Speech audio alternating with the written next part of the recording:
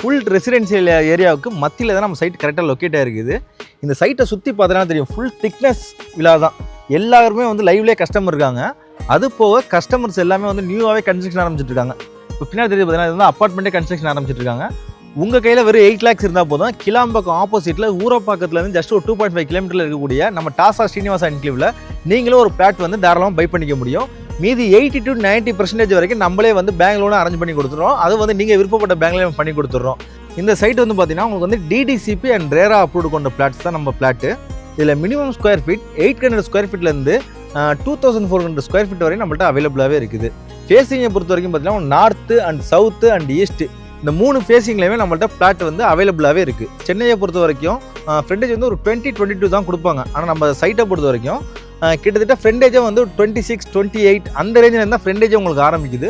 So ஃப்ரண்டேஜும் சரி, உங்களுக்கு வந்து லென்த்தும் சரி, எல்லாமே வந்து ஒரு சைஸான பிளாட் தான் நம்ம வந்து கொடுத்துருக்கோம். அது மினிமம் ஸ்கொயர் ஃபீட்லேயே நம்ம கொடுத்துருக்கோம்.